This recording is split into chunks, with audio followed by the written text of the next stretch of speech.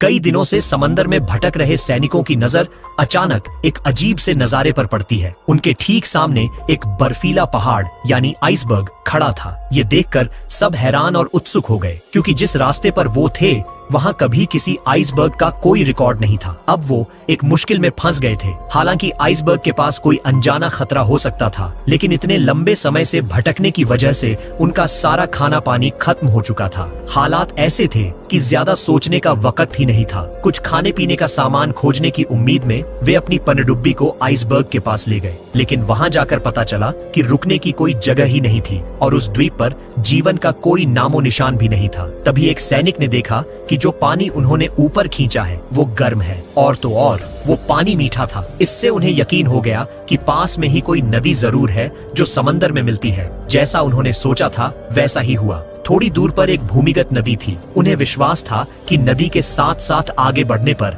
उन्हें खाने के लिए कुछ जरूर मिलेगा। फिर क्या था, उन्होंने पनडुब्बी को नदी के बहाव के उल्टी दिशा में चलाना शुरू कर दिया। लेकिन जैसे जैसे पनडुब्बी आगे बढ़ी उन्हें एहसास हुआ कि ये उतना आसान नहीं है जितना उन्होंने सोचा था। आगे का रास्ता अजीब चट्टानों से भरा और बहुत खतरनाक था। कुछ मोड़ तो इतने तंग थे कि उन्हें चट्टानों से सटकर निकलना पड़ रहा था। ये सफर काफी डरावना था, पर जल्द ही उन्हें बाहर निकलने का रास्ता दिख गया। जैसे ही पनडुब्बी पानी की सतह पर आई, एक अजीब सा जीव पलक झपकते ही सामने से गुजरा। राइडर को लगा कि शायद उसकी आंखों का धोखा है। उसने दोबारा देखा तो कुछ नहीं था, लेकिन उसके दिल में एक अनजाने खतरे का एहसास पैदा हो गया। हालांकि ये एहसास जल्द ही हैरानी में बदल गया। जब राइडर और बाकी लोग पनडुब्बी से बाहर निकले तो उन्होंने देखा कि वो किसी दूसरी ही दुनिया में आ गए हैं। ये जगह अनजाने खतरों से भरी थी और हर कोने में मौत का साया था। उन्हें सबसे ज्यादा हैरानी तब हुई जब उन्होंने आसमान में टेरोसौर पिटेरोसौर को उड़ते देखा, जो कि कब के विलुप्त हो चुके थे। वहीं दूर एक डिप्लोडोकस आराम से पानी पी रहा था। ये देखकर हर कोई दंग रह गया। उन्हें यकीन नहीं हो रहा था कि प्रागैतिहासिक जीव यहाँ कैसे हो सकते हैं। होश में आने पर उन्हें समझ आया कि यहाँ ज्यादा देर रुकना ठीक नहीं है। वो तो सिर्फ खाना ढूंढने आए थे, किसी का शिकार बनने नहीं। लेकिन शायद अब बहुत देर हो चुकी थी। एक डायनासोर सीधा राइडर की तरफ झपटा। गनीमत थी कि एक साथी ने उसे वक्त पर बंदूक थमा दी।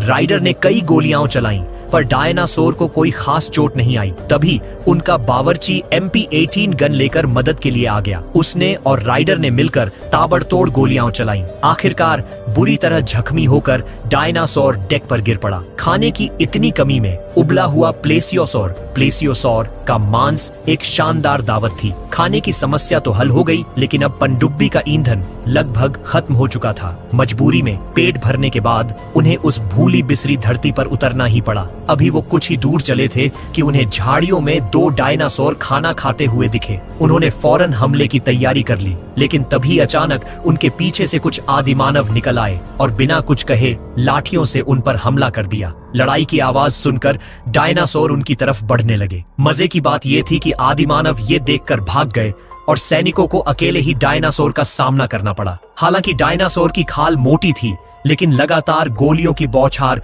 वो झेल नहीं सका और मारा गया। तभी एक बेहोश आदिमानव को होश आया तो राइडर ने उसे पकड़ लिया। वो आदिमानव डरा हुआ था और लगातार एक दिशा में इशारा कर रहा था। हालांकि उसकी भाषा किसी को समझ नहीं आ रही थी, लेकिन उसके घबराए हुए चेहरे से लग रहा था कि वो किसी खतरे के बारे में बता रहा है। सब लोग बिना देर किए उस आदिमानव को लेकर पनडुब्बी में वापस आ गए। वहां बातचीत के दौरान उस आदिमानव को माचिस में बड़ी दिलचस्पी दिखाई दी। वो अपने हाथों से कुछ समझाने की कोशिश कर रहा था। किस्मत से वहां मौजूद लोग उसकी बात समझ गए। उन्हें लगा कि शायद उसने कोई ज्वालामुखी या ईंधन का स्रोत देखा है। कप्तान ने फौरन थोड़ा सा तेल अपने हाथ पर गिराया। आदिमानव का उत्साहित चेहरा देखकर उन्हें समझ आ गया कि उसे साथ लाना कितना सही फैसला था। अगर वो उन्हें रास्ता दिखाए तो वो खतरों से बचकर तेल के भंडार तक पहुंच सकते थे। इसके बाद सब फिर से निकल पड़े, लेकिन रास्ते में आदिमानव अचानक रुक गया और आगे बढ़ने से मना करने लगा। एली को लगा कि शायद ये उन आदिमानवों के इलाके की सीमा है और वो उसे पार करने से डर रहा है। लेकिन एक सैनिक ने अपना समय बर्बाद नहीं करना चाहा और धमकी देने के लिए एक खोपड़ी पर गोली चला दी। इस धमकी के आगे बेचारे आदिमानव को झुकना पड़ा, लेकिन शायद अपनी सुरक्षा के लिए आदिमानव उन्हें एक खतरनाक डायनासोर के इलाके में ले गया।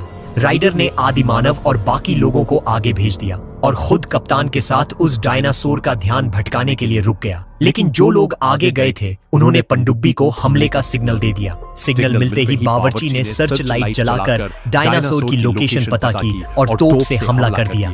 बेचारे डायनासोर मरते दम तक ये नहीं समझ पाए कि वो तो सिर्फ अपने बच्चों की रक्षा कर रहे थे और इंसानों ने उन पर बेरहमी से हमला कर दिया। जब मादा डायनासोर की आंखों से आंसू बहे तब राइडर और कप्तान को अपनी गलती का एहसास हुआ। अगली सुबह आदिमानव उन्हें उनकी मंजिल पर ले गया। वहां सचमुच बहुत सारा तेल था। इसका मतलब था कि वो जल्द ही उस द्वीप से निकल सकते थे। तेल को जल्दी से रिफाइन करने के लिए सबने मिलकर वहीं मौजूद चीजों से एक अस्थायी रिफाइनरी बना ली। जब डीजल बनकर तैयार हुआ तो सब खुशी से झूम उठे। समय बचाने के लिए कप्तान ने टीम को 2 हिस्सों में बांट दिया। वो कुछ लोगों के साथ तेल रिफाइन करने का काम जारी रखेगा और राइडर बाकी लोगों के साथ खाने का इंतजाम करने जाएगा। राइडर की टीम कैंप से थोड़ी ही दूर गई थी कि उन्हें एक पहाड़ी पर आदिमानवों का गांव दिखाई दिया। वो ये देखकर हैरान थे कि आदिमानव औजारों का इस्तेमाल करना सीख गए थे। तभी एक सैनिक को आसपास कुछ गड़बड़ महसूस हुई, लेकिन कुछ कह पाता उससे पहले ही एक आदिमानव ने छिपकर उस पर हमला कर दिया और वो मारा गया। अगले ही पल झाड़ियों से बहुत सारे आदिमानव निकल आए। राइडर ने गोली चलाकर उन्हें पीछे हटने पर मजबूर कर दिया। राइडर ने अपने साथियों को किनारों से घूमकर आदिमानवों को घेरने के लिए कहा, लेकिन आदिमानव भी चालाक थे। उन्होंने जानवरों की आवाज निकालकर सैनिकों का ध्यान भटकाया और फिर छिपकर हमला कर दिया। आवाज सुनकर राइडर मदद के लिए भागा, लेकिन वो आदिमानवों की चाल में फंस गया। वो खुद भी गिर गया और अकेली एली को भी आदिमानवों ने मौका देखकर पकड़ लिया। राइडर जैसे तैसे उस मुसीबत से निकला ही था कि आसमान से एक टेरोसॉर आ धमका। राइडर ने मुकाबला करने की सोची, लेकिन उसकी बंदूक की गोलियां खत्म हो चुकी थीं।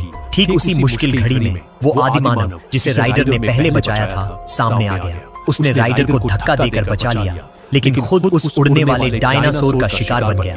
राइडर उसे बचाना चाहता था पर कुछ नहीं कर सका और अपनी आंखों के सामने उसे डायनासोर को ले जाते हुए देखता रहा। इस सदमे से उबरकर राइडर को एली की याद आई। उसने देखा कि आदिमानवों ने एली को घेर रखा है। वो उसे बचाने का कोई तरीका सोच ही रहा था कि दूर एक ज्वालामुखी फट गया। जोरदार धमाके से सब घबरा गए और आदिमानव इधर उधर भागने लगे। एली ने मौके का फायदा उठाया और भाग निकली, लेकिन कुछ आदिमानव अब भी उसके पीछे थे। राइडर फौरन उसे बचाने दौड़ा।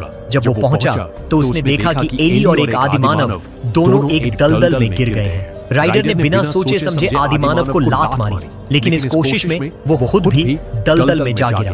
गनीमत थी कि दोनों ने एक तैरती हुई लकड़ी पकड़ ली और किसी तरह किनारे आ गए, लेकिन वो आदिमानव उतना खुशकिस्मत नहीं था और कुछ देर छटपटाने के बाद डूब गया। जब दोनों बचकर कैंप वापस पहुंचे तो उन्होंने देखा कि कप्तान और बाकी सैनिक पहले ही जा चुके हैं। निराश होकर राइडर और एली नदी की तरफ भागने लगे। चारों तरफ हालात और बिगड़ते जा रहे थे। ज्वालामुखी के फटने से कई डायनासोर मारे गए थे। उधर पनडुब्बी पर कप्तान राइडर और एली का इंतजार करना चाहता था, लेकिन बाकी सैनिक और रुकने को तैयार नहीं थे। बावर्ची ने जब इसका विरोध किया तो उन्होंने उसे गोली मार दी। कप्तान ने रोकने की कोशिश की तो उसे भी नहीं बख्शा। ये सब करने के बाद उन्होंने पनडुब्बी चालू कर दी। उसी वक्त राइडर और एली किनारे पहुंच चुके थे। वो चिल्लाते रहे, लेकिन पनडुब्बी नहीं रुकी। राइडर को मानना पड़ा कि उन्हें पीछे छोड़ दिया गया है, लेकिन जाने वाली पनडुब्बी का सफर भी आसान नहीं रहा। पानी के नीचे अब लावा भर चुका था, जिसकी वजह से पनडुब्बी नीचे नहीं जा सकती थी। ऊपर से गिरते पत्थरों की चपेट में आने से जोरदार झटके लगे और अंदर मौजूद सभी लोग बेहोश हो गए। बेकाबू पनडुब्बी धीरे धीरे पानी में डूब गई। ये सब राइडर और एली ने अपनी आंखों से देखा। जब सब कुछ शांत हो गया तो वो दोनों उस जगह से निकल पड़े। एक दूसरे का सहारा बनकर वो उत्तर की ओर चलते रहे। उनके दिलों में उम्मीद थी कि वो इस भूली बिसरी दुनिया से बाहर निकल जाएंगे, लेकिन उनकी ये इच्छा कभी पूरी नहीं हुई। आखिर में उन्होंने अपनी सारी उम्मीदें एक बांस के डिब्बे में बंद कर दी, इस आस में कि शायद एक दिन किसी को ये मिल जाए। यह फिल्म 1975 में रिलीज हुई थी। इसका असली नाम स्टार जूलॉजिकल एज था, जिसे बाद में बदला गया। हालांकि फिल्म में डायनासोर का रूप कुछ भद्दा और कच्चा लगता है, लेकिन इससे इसकी कल्पनाशीलता और रोमांच पर कोई असर नहीं पड़ता। यह एक ऐसी फिल्म थी जो साहस और कल्पना से भरी हुई थी। यह कहानी विज्ञान का था। लेखक बरोज के उपन्यास पर आधारित है। बहुत लोग शायद इस लेखक को न जानते हो, लेकिन उनकी दूसरी रचना टार्जन आज भी दुनिया भर में लोगों की पसंद बनी हुई है।